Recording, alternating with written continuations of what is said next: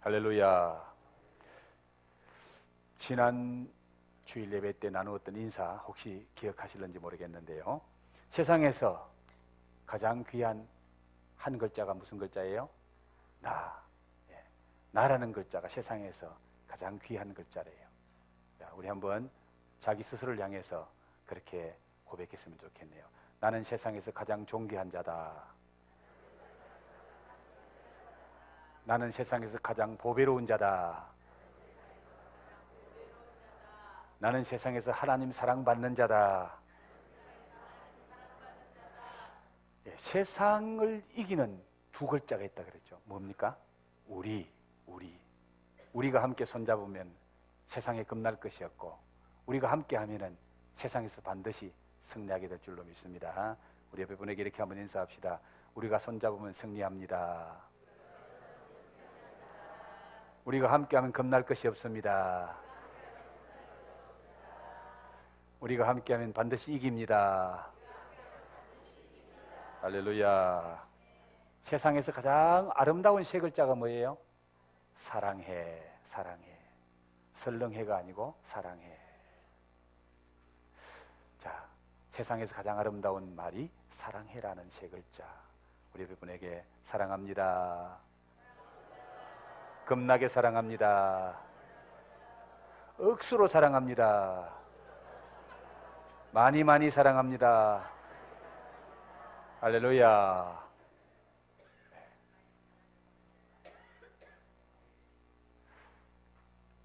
여러분 삶 속에 주님의 사랑과 은혜가 충만하기를 주 이름으로 축복합니다.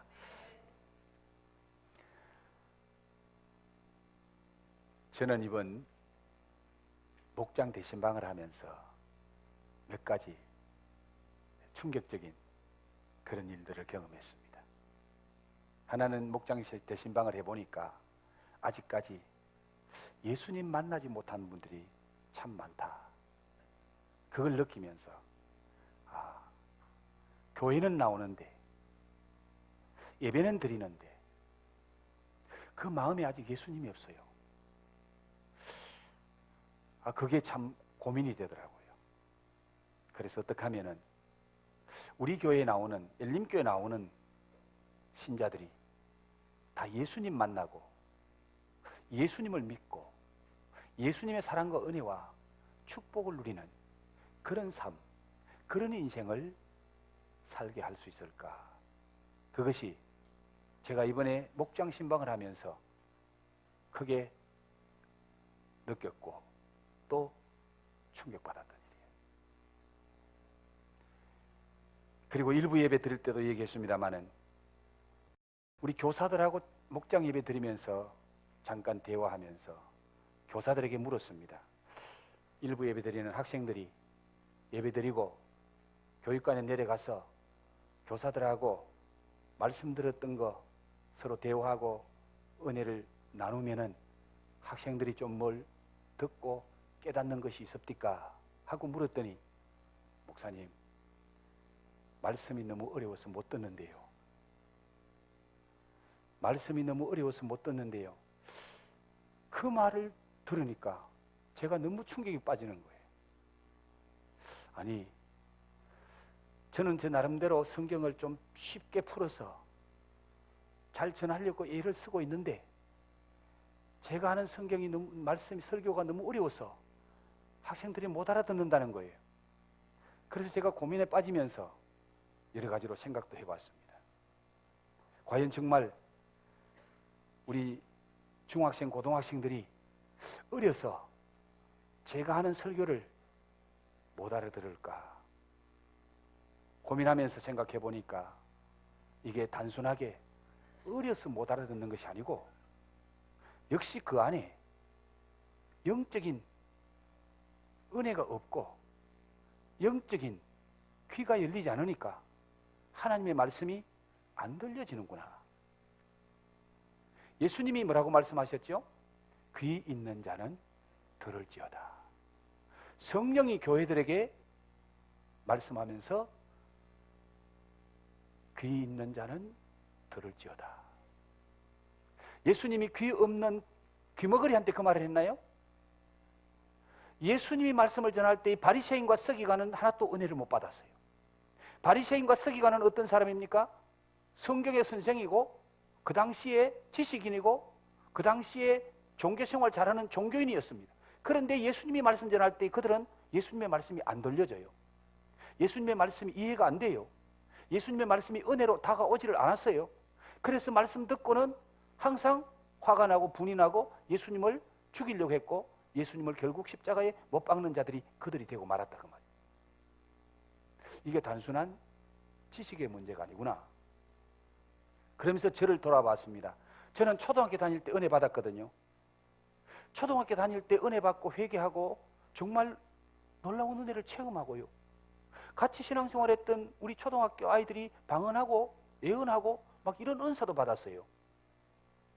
그런데 가만히 생각하니까 지금 일부 예배 나오는 청소년들이 주일학교 6년 다녔으면 6년 동안 교회 와서 성경 들었고 중학교 3년 했으면 3년 동안 그러면 9년 동안 적어도 고등학교 1학년 되면은 어릴 때부터 교회 나왔으면 9년, 10년 교회 다녔고 교회 와서 성경 말씀 들었는데 그것이 어려워서 안 들린다?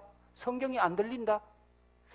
이건 수준의 문제가 아니고 어려서가 아니고 영적인 귀가 가리고 있구나. 이건 영적인 문제다. 그러면서 제가 좀 고민을 하면서 어떻게 하든지 하나님의 말씀을 들리도록 설교해야 되겠고 또한 하나님의 말씀이 들리고 믿어지는 우리의 마음밭이 되어야 되겠다.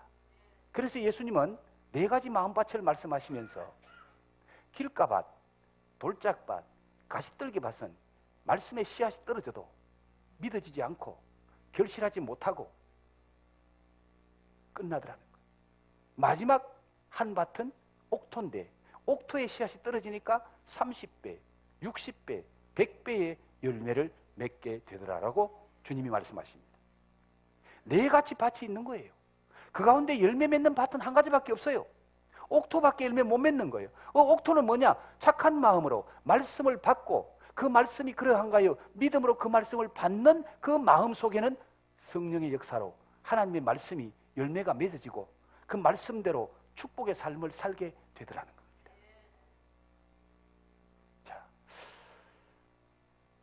하나님의 말씀을 전하고 듣는 가운데 이 영적인 역사가 일어나고 영적인 귀가 열려져서 말씀이 전해지고 말씀이 들려지고 말씀이 믿어지는 이 아름다운 역사가 일어나기를 주의 이름으로 축복합니다.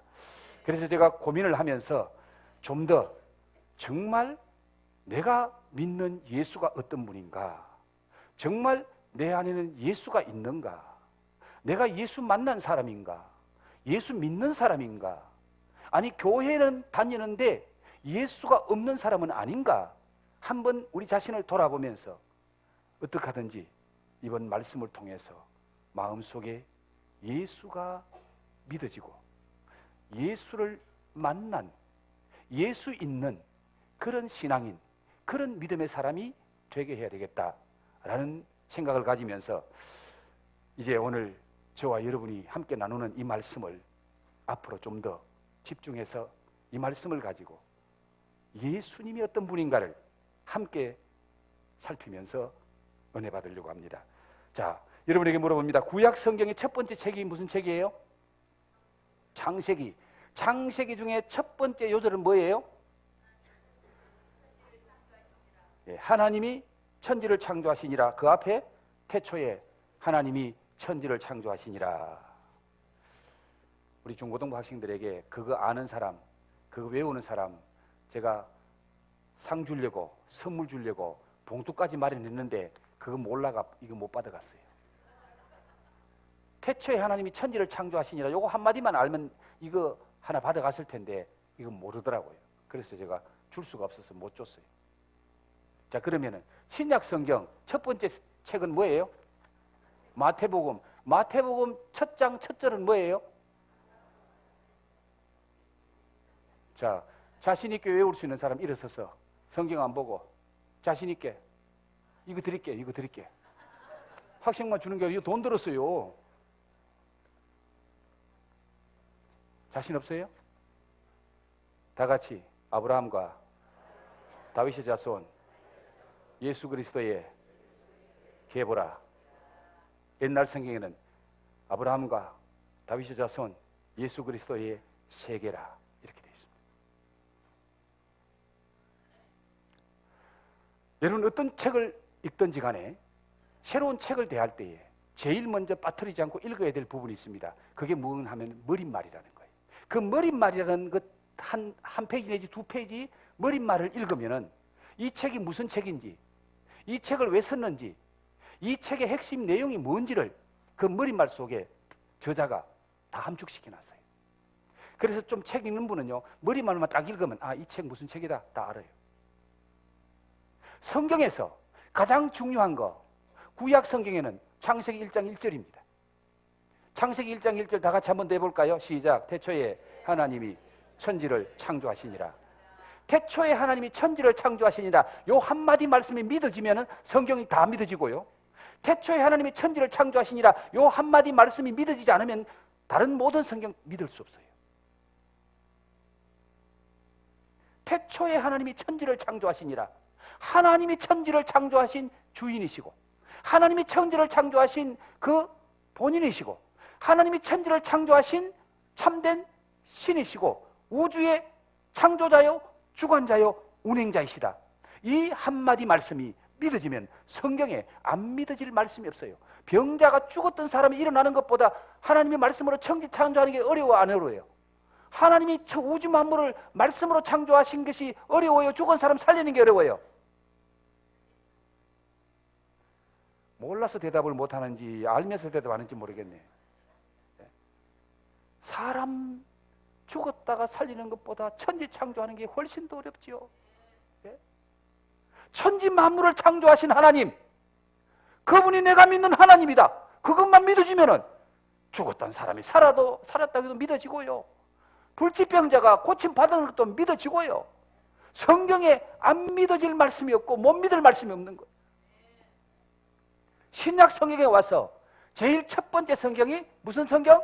마태복음. 마태복음 중에 제일 첫 장 첫 절이 무슨 말씀? 아브라함과 다윗의 자손 예수 그리스도의 계보라. 이 한마디 말씀이 믿어지면 마태복음이 다 믿어지고 신약 성경이 다 믿어지고 예수가 믿어지고 우리의 인생이 달라지는 거예요. 구약 성경에서 가장 중요한 말씀은 창세기 1장 1절이고요. 신약 성경에서 가장 중요한 말씀은 마태복음 1장 1절이에요. 그래서 이 마태복음 1장 1절 가지고 앞으로 제가 설교를 몇 번쯤 할는지 아직까지 제가 계산이 안 돼요. 한 10번 할는지 15번 할는지. 그래서 여러분이 인내력을 가지고 들어주면은 계속해서 하고요. 몇 번 하다가 안 들리면 또 다른 데 갔다가 또 이렇게 올지도 몰라요. 아브라함과 다윗의 자손 예수 그리스도의 계보라. 이거 짧은 한 구절인데 이 한 구절의 말씀이 제대로 알려지고 이 한 구절의 말씀이 제대로 믿어지면은 여러분의 인생이 달라집니다. 여러분의 삶이 달라집니다. 이 말씀을 통해서 오늘 하나님이 우리에게 주시는 그 놀라운 은혜가 저와 여러분에게 있기를 주의 이름으로 축복합니다. 자, 마태가 마태복음서를 서면서 제일 첫 장 첫 절에 아브라함과 다윗의 자손 예수 그리스도의 계보라는 이 한마디 말씀을 제일 먼저 선 이유가 뭘까요? 왜 복음서라는 전체 마태복음 28장에 나오는 수많은 말씀을 서면서 마태가 제일 먼저 이 말씀을 썼을까? 이유가 뭘까요? 바로 마태는 내가 지금 이 책 한 권을 쓰는데 이 책의 핵심 내용이 예수다. 그 예수가 어떤 사람인지 내가 소개하고 싶고 그 예수가 어떤 인물인지 바로 알기 위해서는 예수님의 배경을 알아야 된다. 예수님의 조상을 알아야 된다. 예수님의 족보를 알아야 된다. 그래서 마태는 마태복음이라는 이 책을 쓰면서 내가 지금 앞으로 말하는 모든 이 내용의 핵심은 예수다. 예수가 누군지, 그분이 무슨 일을 하셨는지, 그분이 나와 무슨 관계가 있는지, 그 예수에 관해서 내가 지금 책을 한 권 쓰려고 한다. 그 예수를 알려고 하면은 조상을 알아야 된다. 족보를 알아야 된다. 그래서 예수님의 족보, 예수님의 계보, 전에 성경은 예수님의 세계라고 말씀을 하고 있습니다.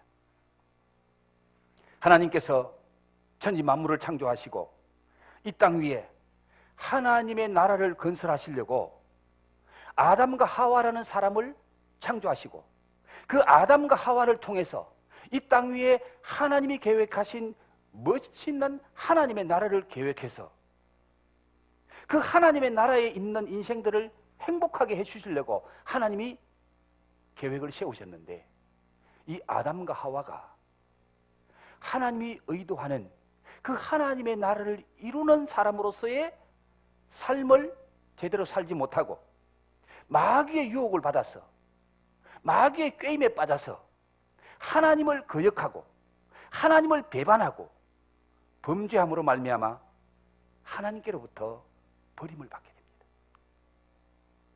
하나님 나라의 건설에 쓰임받는 자격을 상실하고 맙니다. 그 이후로 아담을 통해서 태어나는 모든 인생들은 아담과 똑같이 아담의 복사판이 되어서 죄 짓는 인생, 하나님을 거역하는 인생, 그 결과로 멸망으로 사망의 구렁텅이로 달려가는 불행한 인생이 되고 말았습니다. 그런 인생을 바라보면서, 죄 짓고 하나님을 반역하는 인생을 바라보면서 하나님은 다시 계획을 세우십니다. 내가 다시 내 나라를 회복해야 되겠다. 하나님은 당신의 나라를 새롭게 건설하기 위해서, 제2의 하나님의 나라를 회복하고 세우기 위해서 한 사람을 하나님이 도구로 사용하십니다. 하나님 나라 건설을 위해서 하나님이 사용하시는 한 사람, 하나님이 도구로 사용하시는 그 한 분이 누구이죠? 예수님입니다.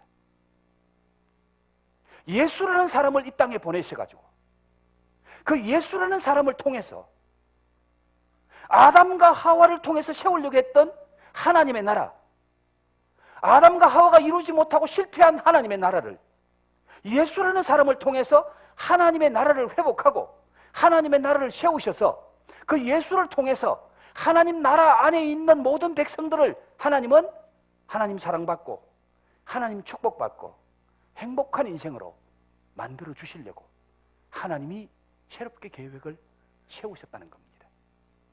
그런데 그 예수가 어떻게 이 세상에 오게 됐느냐? 어떻게 이 세상에 태어나게 됐느냐? 바로 아브라함과 다윗의 후손으로, 아브라함과 다윗의 혈통으로 이 땅에 오시게 되고 이 땅에서 하나님 나라 건설에 귀한 도구로 쓰임받게 되셨다는 것이 바로 오늘 성경이 우리에게 가르쳐주는 말씀입니다. 아브라함과 다윗의 자손으로 오신 예수님, 그 예수님은 바로 하나님이 아브라함과 다윗을 통해서 약속하신 그 약속대로 오신 분이고 그 약속을 성취하신 분이기 때문에 오늘 성경은 아브라함과 다윗의 자손, 예수 그리스도의 계보, 예수 그리스도의 족보, 예수 그리스도의 세계라, 이렇게 말씀하고 있습니다. 예수님을 바로 알아야 바른 신앙생활을 할 수 있고요, 바른 신앙생활을 해야 우리의 인생이 복된 인생으로, 행복한 인생으로 살게 될 뿐만 아니라 영원히 행복을 누리는 인생이 되기 때문에 예수가 누군지를 바로 아는 것, 예수가 나와 어떤 관계를 가지고 있는지를 확실하게 아는 것, 이건 너무너무 중요한 일입니다. 그래서 앞으로 이 말씀을 좀 더 반복해서 여러분들과 함께 나누는 가운데 여러분의 마음속에 확실하게 예수가 믿어지고, 예수가 내 인생의 확실한 주님이 되시고, 그 예수가 내 생명의 근원이 되시고 내 영원한 생명이 되는 이런 은혜와 축복이 있기를 주의 이름으로 축원합니다. 자, 여러분 예배 드릴 때 항상 주보를 좀 보시면서 예배 드리시면 좋겠고요. 주보를 보시라고 내가 주보에 조금 더 이제 좀 상세하게 글을 넣어놨는데, 여러분들이 이 주보를 보시면서 말씀을 들으면서 또 조금 필기하실 것은 좀 하시면서 그렇게 들으시면은 여러분이 한 주간 말씀을 묵상하는데 도움이 될 것입니다. 자, 여러분 주보에 보면은 두 번째 단락에 보면은 하나님 나라 건설을 위해 이 땅에 오신 예수님의 족보를 말하면서 왜 아브라함과 다윗의 자손이라고 말씀하셨습니까? 라는 물음이 두 번째로 나와 있을 거예요. 여러분 주보에 있습니까? 예, 주보를 보시면서 들었으면 좋겠네요. 자, 하나님이 천지 만물을 창조하시고 아담과 하와를 창조하시고 그 이후에 예수님이 오실 때까지 수많은 사람들이 이 땅에 태어났습니다. 그 수많은 사람들 중에서 왜 하나님께서 아브라함과 다윗을 예수님의 조상이라고 말할까? 예수님이 아브라함과 다윗의 자손이라고 성경이 오늘 말씀하고 있을까?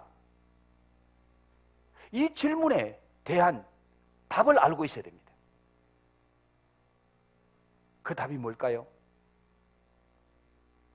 왜 수많은 사람들이 있고 예수님이 이 땅에 태어나시기 전에 예수님 그 족보를 따져보면은 엄청난 많은 사람이 있는데 그 많은 사람들 중에 왜 두 사람, 아브라함과 다윗만 예수님의 조상이라고 성경이 말하고 있을까요? 여러분 가문에 족보 있으시죠? 저희들 집안에도 족보가 있는데 저는 그 족보 안 가지고 있습니다. 육신적인 족보 별로 의미 없더라고요. 그래서 뭐 족보 다 만들어가지고 집집마다 돈 내고 족보 가져가는데 저는 아예 족보 가져오지도 않았고 저는 족보를 가지고 있지도 않습니다. 그런데 여러분 예수님의 족보는 알아야 돼요. 내 족보는 몰라도 예수님의 족보는 좀 알아야 됩니다. 왜 수많은 예수님이 태어나기 전에 아담으로부터 예수님까지 수많은 사람이 예수님의 족보에 있는데 그 중에서 아브라함과 다윗 두 사람만 예수님의 조상이라고 오늘 성경이 말씀하고 있나요? 이유는 하나님께서 예수님의 조상으로 아브라함과 다윗을 선택하셔서 그들에게 하나님이 언약을 주십니다. 약속을 해줘요. 아브라함에게 내가 너에게 이런 후손을 주겠다. 이런 자손을 주겠다. 아브라함에게 하나님이 약속을 합니다. 그리고 또 다윗을 불러놓고 다윗아 내가 너의 후손을 너의 씨에서 앞으로 이런 후손이 태어날 거야. 너를 통해서 이런 후손이 이 땅에 태어나게 할 거야. 아브라함에게 하나님이 후손 중에 이런 인물이 태어날 거라고 약속을 해주시고 다윗에게 하나님께서 너의 후손 중에 이런 인물이 태어날 거라고 약속해 주는데 아브라함에게 약속한 그 약속의 주인공이 바로 예수 그리스도고요. 다윗에게 약속한 다윗의 후손 중에 다윗을 실어 오는 그 약속하고 예언된 인물이 바로 예수 그리스도입니다. 그래서 예수님의 족보를 말할 때는 인간적인 족보가 아니고 이 족보는 언약의 족보라고 말합니다. 하나님의 약속이 있는 족보라는 거예요. 혈통의 족보를 말하는 거예요. 물론 혈통의 족보 중에서 하나님이 특별히 약속한 사람이 아브라함이고 하나님이 특별히 약속을 준 사람 중에 한 사람이 다윗이라는 거예요. 그래서 아브라함과 약속한 그 약속이 예수를 통해서 이루어지고 다윗과 약속한 하나님의 약속이 예수 그리스도를 통해서 이루어졌기 때문에 바로 다른 많은 사람들을 제쳐놓고 예수님을 말할 때는 아브라함이 예수님의 조상이다, 다윗이 예수님의 조상이다, 그렇게 오늘 성경이 말씀하고 있다는 것을 여러분이 아셔야 됩니다. 자, 그렇다면 하나님께서 예수님의 조상으로 아브라함과 다윗을 선택하신 이유가 무엇일까요? 그들에게 어떤 특별한 조건이 있어서 그 많은 사람들 중에 하나님이 아브라함을 택하시고 다윗을 택해서 약속해 주시고 그 약속의 후손으로 예수 그리스도가 태어나고 예수 그리스도로 말미암아 그 약속이 이루어지는 이 엄청난 일을 아브라함이라는 사람과 다윗이라는 사람을 통해서 하나님이 하셨을까? 이유가 뭘까요? 자, 여러분 성경을 보시면은 창세기 6장에 가면 노아라는 사람이 나오죠. 당시에 모든 사람이 타락하고 범죄할 때 노아는 의인이었다 그랬습니다. 노아는 하나님의 말씀을 듣고 하나님 말씀 따라 사는 의인이었고, 그 하나님의 말씀을 따라 노아가 방주를 지어서 하나님이 이 세상을 물로 심판할 때 다 죽었는데 노아의 가정 8식구만 살아남았고, 그래서 성경은 노아는 당시의 의인이었더라라고 말하는데, 하나님이 예수님의 조상 정도로 세우려고 그러면은 적어도 노아 정도는 이런 믿음 있는 사람, 이런 하나님 말씀 잘 듣는 그런 사람 정도는 세워야 그래도 조상답지 않습니까? 그런데 오늘 성경이 말하는 예수님의 조상 아브라함은 어떤 사람일까요? 뒤에 가서 아브라함에 대해서 말씀드릴 때 좀 더 상세하게 말씀드리겠습니다만, 아브라함은 우상장사의 집에서 태어나서 아버지가 우상 만들어 팔아먹고 사는 집안의 아들로 태어나서 그 아버지 밑에서 자랍니다. 그 아버지 밑에서 아버지 기술을 배워서 우상을 만들어서 팔아먹는 그런 사람 중에 하나가 아브라함이에요. 지금 말하면 절에 부처 만드는 집에 부처 만들어서 팔아먹고 사는 집안의 아들로 태어난 사람이 아브라함이에요. 그런데 그 아브라함을 하나님이 부르실 때 나이가 몇 살이라고요? 창세기에 보면 12장 75세.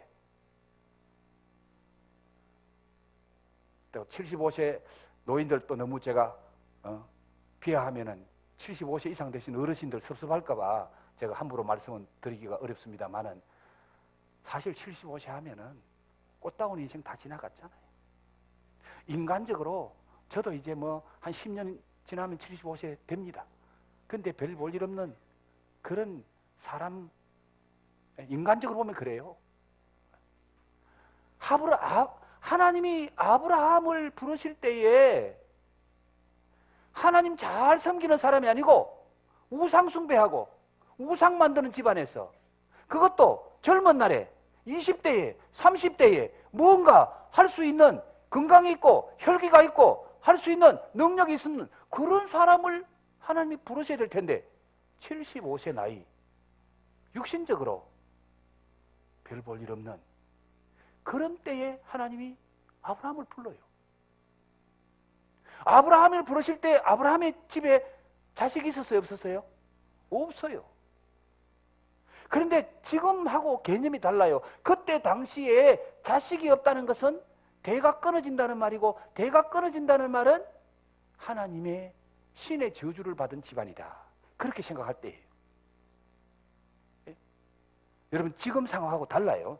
그러니까 제가 혹시 뭐 지금 제가 그런 말씀을 전한다고 여러분 상처는 받지 마십시오. 지금은 우리 아이들은 뭐 결혼도 안 하려고 그러고 결혼해도 자식 안 낳으려고 그러고 지금 세상이 그런 세상이잖아요. 그런데 그 당시에는 자식을 낳지 못하면은, 집안의 대가 끊어지면은 그 집은 신이 저주한 집안이다, 그렇게 생각하던 때예요. 그때 75세 된 노인이 자식이 있었어요, 없었어요? 그러니까 인간적으로 보십시오. 우상 섬기는 집안에서 우상 만드는 사람이고, 나이 이제 참 75세 돼서 힘으로 뭐 할 수 없는 그런 나이지요. 그리고 또 후세가 없고 자식이 없어서 소망이 없어. 그래도 뭐 자식이라도 든든하게 낳아놓고 그 자식이 대를 이어서 뭘 집안을 꾸려나간 그런 어떤 집안이 아니라 인간적으로 아무 쓸모없는 그런 아브라함을 하나님이 부르신 거예요. 그러면 다윗은 어떤 사람이에요? 다윗은 시골에서 양치기 하는 소년이었습니다. 그 집에 아들이 형이 8명이나 있었는데 사무엘이라는 사람이 그 집에 찾아가서 다윗의 아버지 이새에게 내가 하나님 보내서 왔는데 당신의 아들들 다 불러 모아라. 내가 당신들 아들들 중에서 하나님이 쓸만한 사람 한 사람 내가 기름 부으러 왔다. 그래서 아버지가 아들들 다 불러 모았는데 그 중에 한 아들만 부르지 않았어요. 한 아들만 안 불렀는데 그 아들이 누군지 아세요? 다윗이에요. 왜? 다윗은 막내일 뿐만 아니라 야 너는 우리 집안에서 이름도 없고 존재도 없다. 다윗의 형님들이 짱짱한 형님들이 앞에 7, 8명이 있으니까 이 막내로 태어난 다윗은 집안에서도 별 볼 일 없고 집안 아버지로부터도 관심이 없고 형제들 중에서 제일 꼬렙이라. 그러니까 집안에 무슨 일이 있어가 사람을 다 모았는데 너는 양떼하고 같이 있어라. 너는 산골짜기에서 짐승이나 지켜라. 그런 사람이 다윗입니다. 지금 뭐 큰 목장한다 그러면은 그래도 좀 사람들이 봐주고 인정해 줄는지 몰라도요. 베두인족이라고 그래서 지금도 저 유대 나라 쪽에 가면요. 제일 천한 직업이 양치는 직업이에요. 그들은 양떼 소떼 몰고 그저 이 산 저 산 이 꼴짝 저 꼴짝을 짐승과 함께 헤매면서 그 짐승떼를 관리하고 그 짐승떼들 중에서 나오는 털을 가지고 옷을 해 입고 그 짐승 젖 짜서 먹고 그 잡아서 고기 먹고 그렇게 사는 사람이 그 당시에 목 취급하는 사람의 삶이었습니다. 제일 천하게 살고 제일 사람 대접 못 받고 사는 그 사람이 베두인족들, 지금도 양떼 소떼 몰고 다니면서 산골짜기에서 사는 사람이에요. 그 사람이 다윗이었어요. 그러면 예수님은 어떤 집안이에요? 예수님의 아버지 직업이 뭐예요? 목수. 옛날이나 지금이나 목수가 그렇게 뭐 존경받고 우대받고 고상한 직업은 아닙니다. 지금 말하면은 그저 막노동 수준에서 조금 기술을 가진 사람인데 아버지가 목수이니까 예수님은 태어나서부터 아버지 밑에서 자연스럽게 목수일 배우고 30년 동안 아버지 밑에서 그 일 하다가 그렇게 하나님 앞에 쓰임 받은 사람인데 그 예수님도 집안이 뭐 명문 가문 사람들이 존경하고 야, 그 집안 훌륭한 집안이야. 그런 집안 아니에요. 하나님께서 하나님의 나라를 건설하기 위해서 하나님의 사람을 부르실 때에 부름받은 사람이 바로 아브라함이고 다윗이고 예수님이셨는데 그들의 인생을 살펴보니까 그들의 환경을 살펴보니까 한마디로 별 볼 일 없는 사람, 세상에서 인정받지 못하는 사람, 세상에서 존경받지 못하는 사람, 그런 사람들을 하나님이 당신의 나라를 건설하는 일에 부르시고 그들을 통해서 하나님의 선한 역사를 이루어갔다는 거예요. 자, 그렇다면 하나님께서 왜 이런 보잘것없는 사람들을 하나님이 선택하시고 하나님이 부르셔서 하나님의 그 하나님의 나라를 이루는 그 큰 일에 그 귀하고 복된 일에 하나님이 사용하셨을까? 그 이유를 한번 생각해 보십시다. 세상적인 조건은 아무것도 없습니다. 내놓을 만한 것이 없고 자랑할 만한 것이 없습니다. 그런 그들을 부르신 하나님, 거기가 왜 그렇게 하셨느냐라고 우리가 조건을 찾는다면 찾을 수가 없습니다. 조건을 찾을 수 없다는 말은 다른 말로 전적인 하나님의 은혜라는 겁니다. 하나님의 은혜가 아니고는 이게 답이 없습니다. 하나님의 은혜로 보잘것없는 집안, 보잘것없는 인생, 세상 말로 끝장난 인생, 그런 인생 아브라함을 부르고 다윗을 불러서 그 후손을 통해서 예수가 태어나게 하시고 그 예수를 통해서 하나님의 나라가 이 땅 위에 아름답게 세워지는 이 놀라운 역사를 하나님이 하셨다는 거예요. 이것은 하나님의 나라 건설은 인간의 힘으로, 인간의 능력으로, 인간의 재주로, 인간의 지식으로 하는 것이 아니고 하나님이 하나님의 나라를 건설할 때에 별 볼 일 없는 사람을 통해서 하나님이 하시겠다, 하나님이 이루시겠다, 그것을 확실하게 우리에게 보여주기 위해서 아브라함 같은 사람, 다윗 같은 사람을 부르셔서 그 후손으로 별 볼 일 없는 목수 집안에 태어난 예수를 통해서 하나님이 이루어 가셨다는 거예요. 이 사건을 통해서 하나님의 나라는 하나님 당신이 이루시는데 거기에 보잘것없는 인생을 하나님이 사용하시고 그 사람을 통해서 하나님이 역사하셨다. 여기까지가 오늘 오전에 일부 예배 때 전한 말씀이기 때문에 더 가고 싶어도 다음 주일에 그 다음번에 또 우리 일부 예배 때 아이들한테 제가 말씀을 전해야 되기 때문에 제가 오늘 말씀을 여기서 마무리하려고 합니다. 사랑하는 성도 여러분, 여러분은 어떤 집안의 인생입니까? 여러분은 지금 어떤 처지에 있는 인생입니까? 여러분 집안은 좀 다른 집안하고 다릅니까? 명문 가문입니까?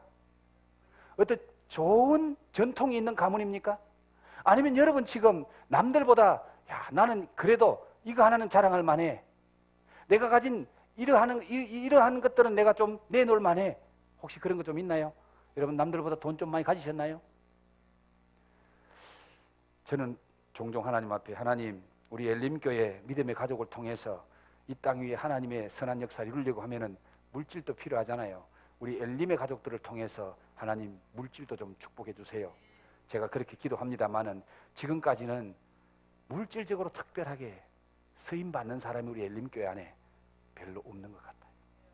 그래도 남들보다 재산 좀 많이 가지고 돈 좀 많다, 그래도 돈이라도 있어서 하나님 앞에 쓰임 받는갑다, 그런 분 혹시 계시나요? 제가 몰라서 잘 그럽니까? 저 강남에 가면 아파트 한 채가 제일 기본이 10억이에요. 좀 괜찮은 아파트 가면 20억, 30억이에요. 우리 여기보다 10배 더 비싼데 그 사람들 살아요. 자, 그러나 우리가 그런 거 자랑할 것도 없고, 여러분 명문대학 나오셨나요? 스카이 대학 나오셨나요? 혹시 뭐 그런 분 한두 분 계실지 모르겠어요. 그래도 나는 이런 짱짱한 대학 나왔다, 그저 내 학벌만 내놔도 세상 사람들이 하고 입 벌리고 쳐다볼 정도는 된다, 그런 분 계십니까? 제가 볼 때에 별로 안 보여요. 저 역시 그렇습니다. 저 역시 별 볼 일 없는, 그런데 공부했고요, 그런 사람이.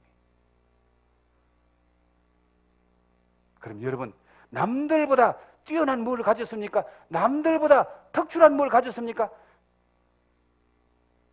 정말 제가 봐도 저 자신과 우리 엘림의 가족들이 남들 앞에 특별히 내놓을 거 별로 없구나. 그러나 우리 하나님은 그런 자와 함께 하시고 그런 자에게 은혜 베푸시고 그런 자에게 능력 주시면은 세상을 뒤집어 놓을 사람이 될 줄로 믿습니다. 세상의 판도를 바꾸어 놓을 사람이 될 줄로 믿습니다.